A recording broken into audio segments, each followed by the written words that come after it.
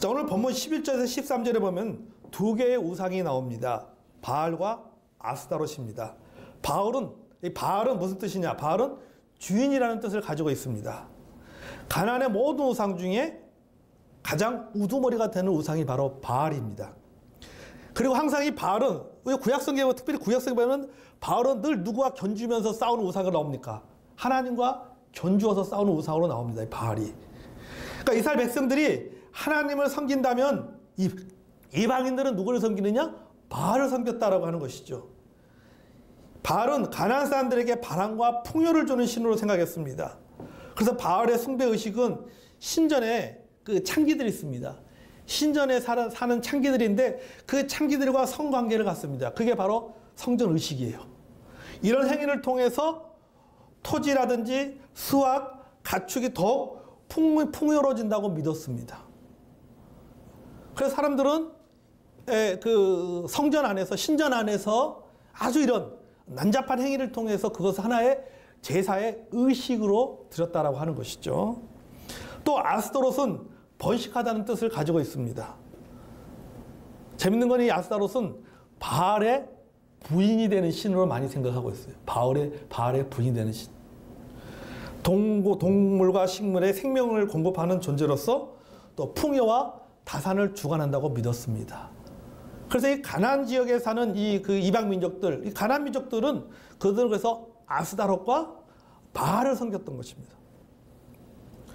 여러분, 이 바알과 아스타롯에 가지고 있는 그들이 믿었던 그 능력의 공통점이 무엇입니까?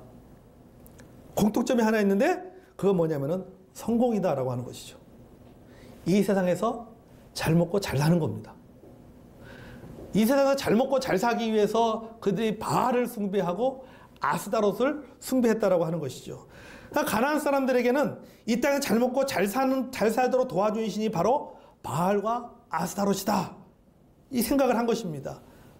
이스라엘 백성들이 이런 사상에 물들어서 우상 숭배에 빠졌다라고 하는 것이죠.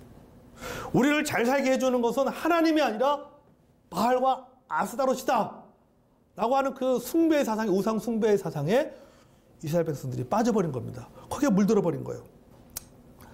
자, 하나님을 믿는 이스라엘 백성들이 어떻게 우상 숭배자가 될 수 있었을까? 우리는 여기 질문을 던지게 됩니다.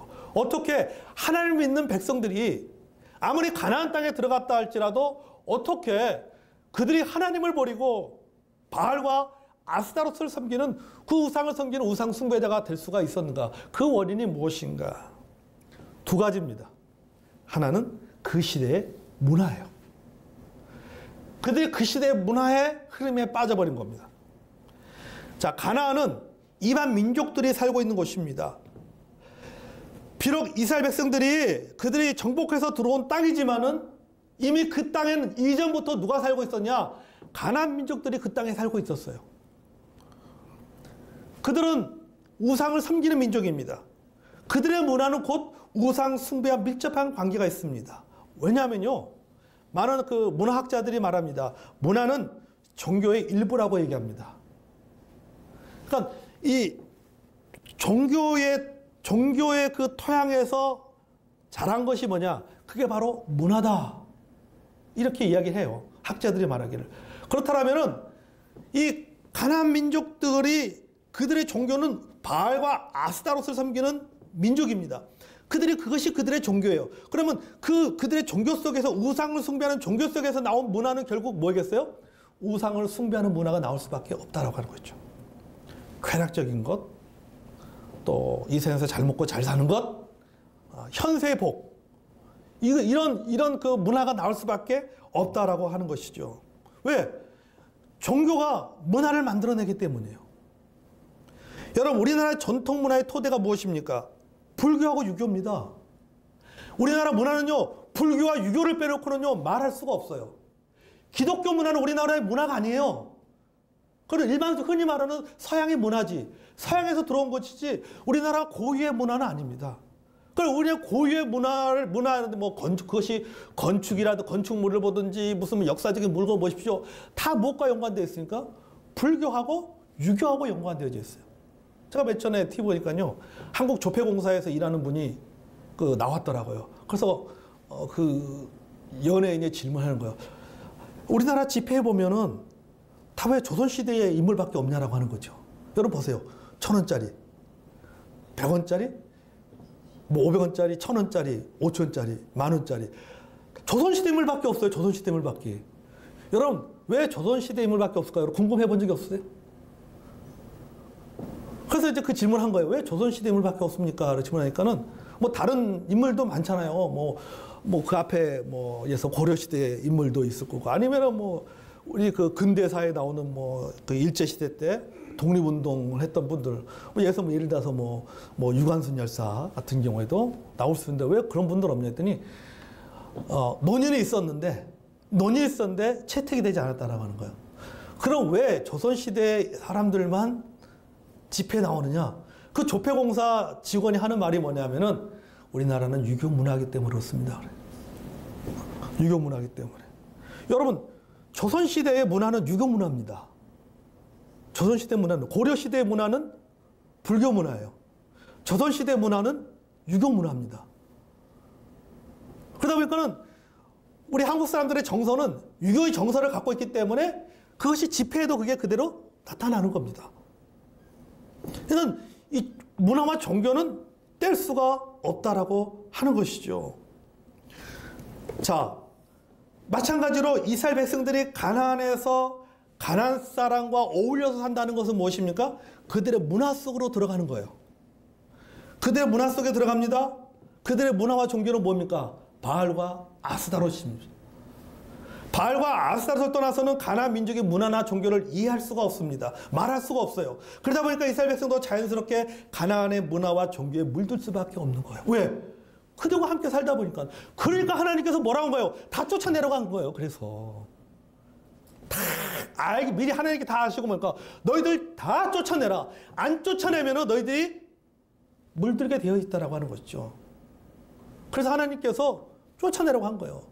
그러니까 안 쫓아내니까 하나님 말씀에 불순종해서 안 쫓아내다 보니까는 그들과 함께 어울리다 보니까는 뭡니까? 그들의 문화에, 그들의 종교에 물들 수밖에 없는 겁니다. 여러분, 오늘날에 보겠습니다. 오늘날의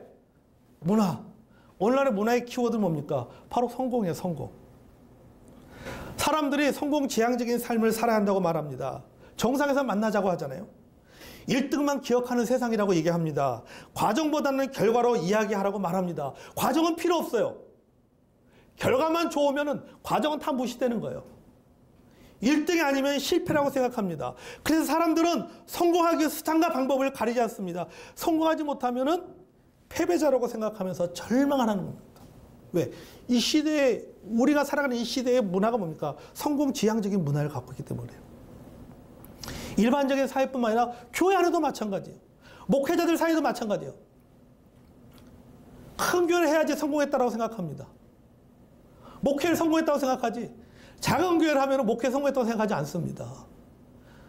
철저하게 사람들은 성공 지향적인 그런 사상의 문화에 물들어서 살아가고 있다라고 하는 것이죠. 소위 말해서 다른 말로 표현하면 뭐랄까요? 선착순 문화라고 아니면 우열을 가리키는 서열을 가리키는 서열 우선주의의 그런 문화 속에서 우리가 살아가고 있다라고 하는 것이죠. 또 오늘날의 문화의 키워드는 뭐냐? 돈이에요, 돈. 자본주의 시대의 돈은 권력입니다. 돈은 곧 능력이죠. 돈에는 영적인 능력이 있습니다. 그래서 예수님께서 말씀하셨잖아요. 하나님과 재물을 겸하여 섬길 수 없다. 이 말은 뭡니까? 돈이라는 존재를 하나님과 거의 비슷한 그 위치에 놓고 이야기하고 있다라고 하는 거죠. 이 말은 뭐냐면은 돈이나 하나님의 능력이 똑같다는 의미가 아니라 뭡니까? 이 돈에는 어떤 실적인 능력이 있다라고 하는 것이죠. 예. 사람들이 보세요, 여러분. 돈이 있어야 든든하다고 생각하잖아요. 여러분도 그렇잖아요. 주머니에 돈이 있으면 좀 든든하잖아요. 통장에 잔고가 많으면은 마음이 든든하지 않습니까? 뭐든지 다 해결할 수 있을 것 같습니다. 돈이 없으면요 실패했다고 생각합니다. 망했다라고 생각합니다. 그 돈이 없으면 사람들이 뭐예요? 불안해하잖아요. 돈이 없으면 막 불안해. 희한하게요. 돈이 있을 땐요 별도 쓸 것도 안 보이는데 돈이 없으면 왜 써야 될 게 많은지. 그죠? 이 돈이라고 하는 것이 그런 것 같아요, 돈이. 우리 연세 드신 분들은 뭐라 합니까? 돈이 뭐다? 효자다. 그죠? 돈이 효자라는 말까지 생길 정도로 이 돈이라고 하는 것이 오늘날 시대는 능력이 있어요. 왜? 이 자본주의 시대다 보니까는 돈으로 할 수 있는 일이 너무나도 많이 있잖아요. 또 오늘날의 문화의 키워드가 뭐예요? 관계예요, 관계. 특히 우리나라는 더욱 그렇죠. 그래서 이런 말이 있습니다. 대한민국에서요, 편하게 살려면요, 사자 들어가는 사람은 세 사람만 알아야 된다고 생각해요. 뭐예요? 의사, 검사, 형사. 네. 의사, 검사, 형사는 알고 있어야지 대한민국 사회에서 좀 편하게 살 수 있다라고 합니다. 근데 여기에 하나를 더 추가한다면요, 목사.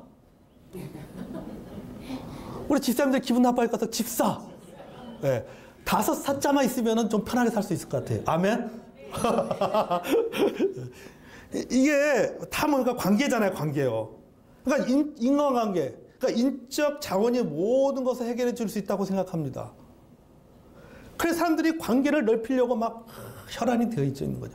그러니까 사실 또 이 관계를 넓히면은요, 할 수 있는 일이 사실 많이 있지요. 여러 사람을 알면은 도움을 받을 수 있는 것이 많이 얘기합니다. 아까 우리 오전에 임철 선교사님이 저한테 그런 얘기 했어요. 어제 만나서 얘기하면서 그러잖아요.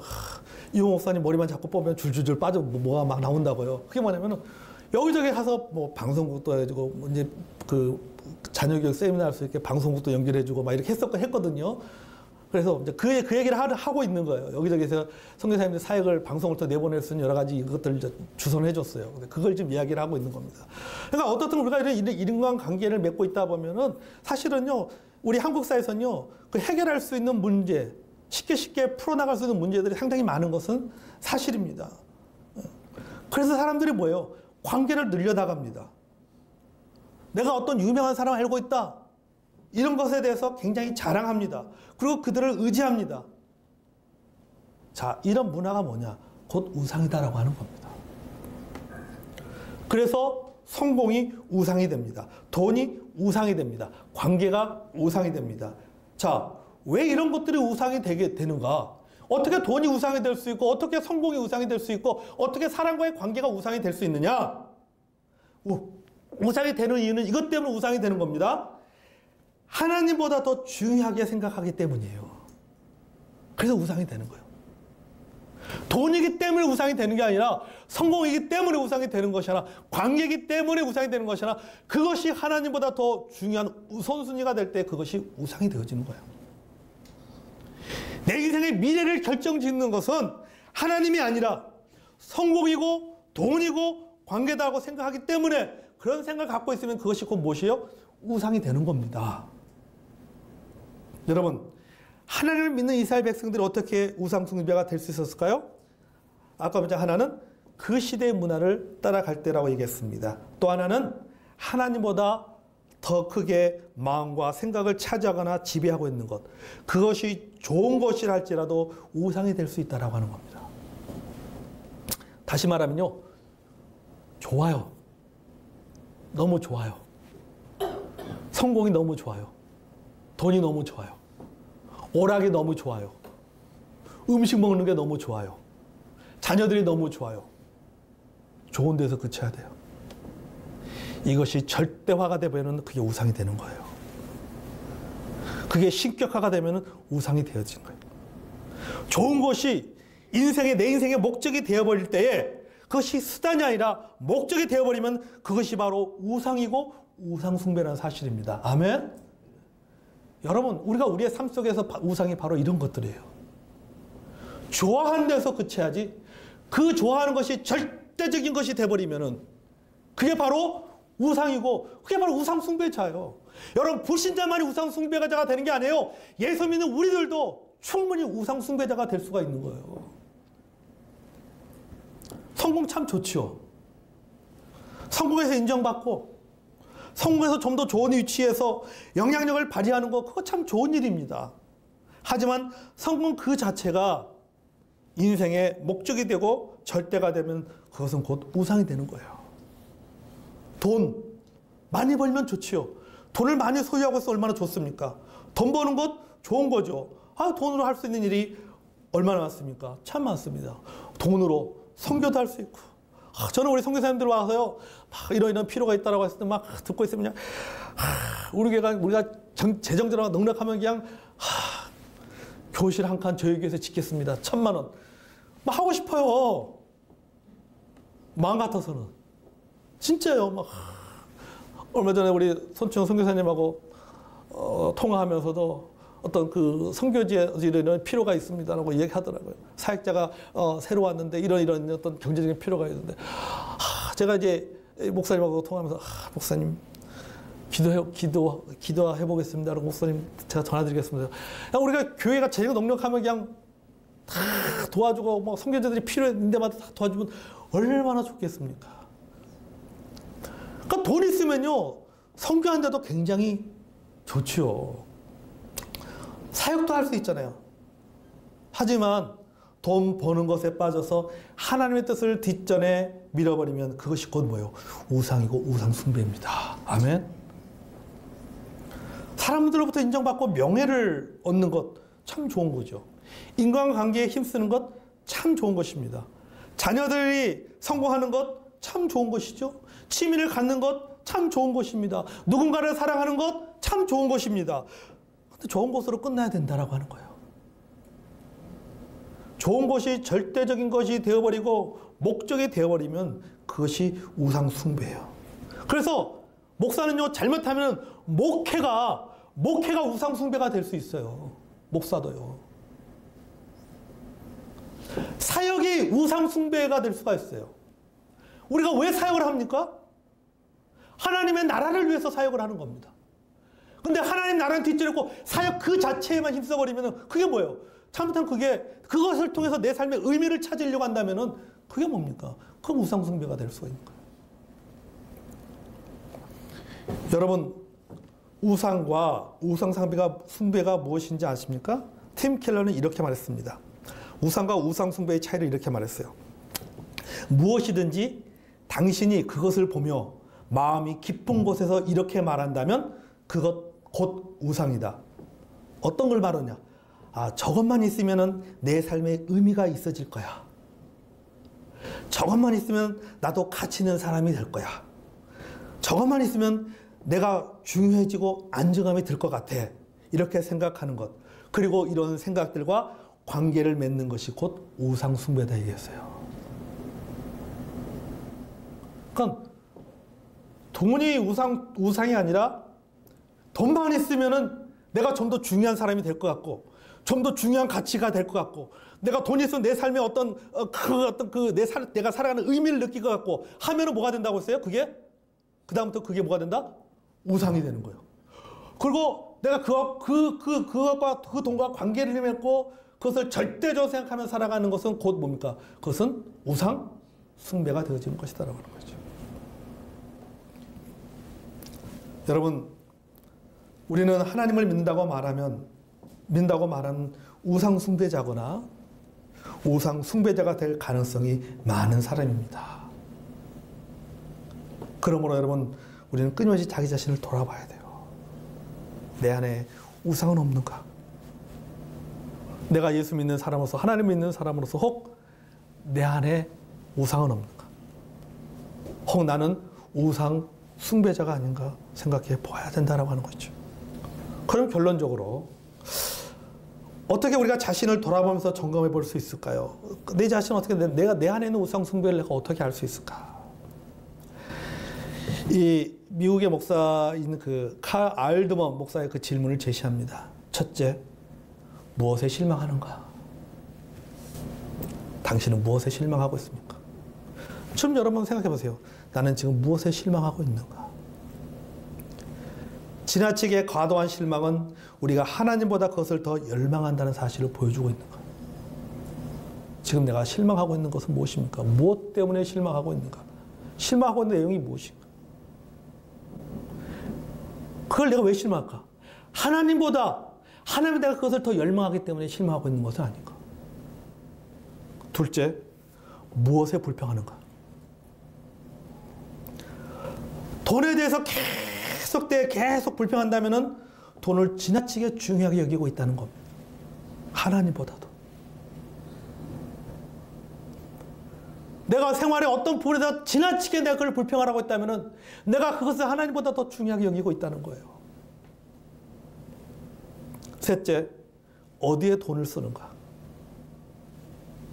돈을 어디에 쓰는가를 보면 그 마음 속에 무엇이 차지하고 있는지 그것을 볼 수가 있다라고 하는 거예요. 그러니까 여러분들이 한번 그 신용카드 명세서 한번 쫙 한 달치 한번 보시면 돼요. 그죠? 내가 어디에 돈을 많이 쓰고 있는가? 넷째, 무엇을 걱정하는가? 무엇을 걱정하는가? 내가 걱정하고 있는 것이 무엇인가? 내가 우리 자녀들의 미래 걱정할 수 있죠. 그렇지만 내가 우리 자녀들의 미래를 걱정을 한다는 것은 그 걱정 가지고 하나님 앞에 우리가 아무것도 염려하지 말고 뭐 하라 그랬어요? 기도하라 그랬잖아요. 내 자녀의 미래를 누가 인도하세요? 하나님이 인도하잖아요. 하나님이 인도하는 거예요. 걔가 아무리 능력이 있어도요, 하나님이 도와주지 않으면요, 인생 끝장나는 겁니다. 잘 나가는 인생도요, 하루쯤에 끝장날 수 있어요. 하나님이 도와주셔야 돼요. 부모가 해야 될 일은 뭡니까? 그 자녀를 위해서 염려하고 걱정할 것이 아니라 뭐 해야 되는 거예요? 기도하라는 거예요, 기도. 기도하세요. 그 시간에 그 아이 붙잡고 하나님 앞에 도와달라고 기도하세요. 염려하고 걱정하지 말고. 다섯째, 당신의 피난처는 어디인가요? 내가 힘들 때, 내가 외로울 때, 내가 속상할 때 나는 어디로 가고 있는가? 어디 가서 내가 위로받고 있는가? 소위 일반 사람들이 말하는 노래방이 되지 않길 바랍니다. 어디 가서 위로받는가? 내 인생에 하나님을 절대적으로 생각한다면 어디 가서 위로받을 수 있어요? 하나님 앞에 나가서 기도하면서 위로받고, 말씀을 위로받고, 찬양하면서 위로받고. 근데 나의 피난처가 하나님이 아니라 다른 곳이 된다라고 하면은 그게 뭡니까? 그게 우상이에요. 그게 우상. 여러분 곰곰이 진짜 생각해 보세요, 여러분. 내가 힘들 때, 내가 진짜 힘들 때, 속상할 때 내가 어디 가서 나의 피난처가 어디 있는가? 여섯째, 무엇에 화를 내는가? 여러분 지난 한 주간 보내면서 무엇 때문에 화냈습니까? 무엇 때문에 화내고 있어요? 내가 화를 내는 그것이 혹시 내 안에 있는 우상은 아닌가 생각해 보아야 된다라고 하는 거죠. 이 6가지 질문에 여러분 답을 달아보시기를 바랍니다. 내 안에는 우상, 내 마음의 우상을 어떻게 알 수 있는가? 우리가 스스로가 늘 그래서 점검해 봐야 된다고 하는 거죠. 어떻게 점검할 수 있는가? 첫째, 무엇에 실망하는가? 둘째, 무엇에 불평하는가? 셋째, 어디에 돈을 쓰고 있는가? 넷째, 무엇을 걱정하는가? 다섯째, 당신의 피난처는 어디인가? 여섯째, 무엇에 화를 내는가? 여러분, 우리가 예수 믿고 구원받았지만요, 우리가 신앙생활 10년, 20년, 30년, 40년 하신 분들도 있지만 혹 여러분 나에게 우상이 없는가 돌아보시기를 바랍니다. 우리는 진짜 한번 곰곰해 봐야 돼요.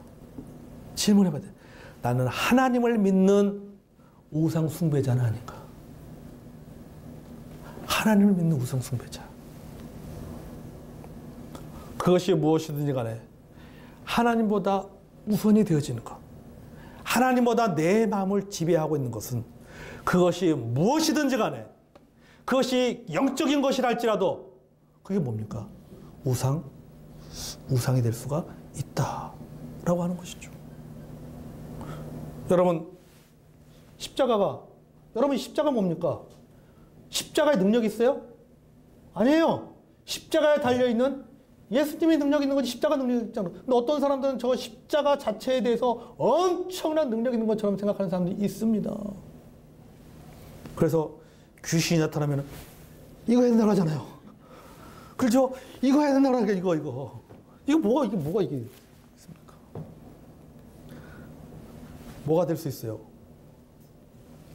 뭐 그것도 우상이 될 수 있는 거예요. 영적인 것들도 우상이 될 수 있다라고 하는 걸 말하는 거예요. 여러분, 우리의 인생에 우리가 섬겨야 될 분, 그분은 뭡니까? 우리는 하나님입니다. 아멘. 여호수아가 자신의 인생을 마감하면서 이스라엘 백성들을 모아놓고 그렇게 했잖아요. 혹 이것이든지 저것이든지 둘 중에 하나를 선택하라. 오직 나와 내 집은 여호와 하나님만을 섬기겠노라. 아멘. 그런 고백과 삶 속에서 그런 믿음으로 살아가는 저 여러분이 되기를 원합니다.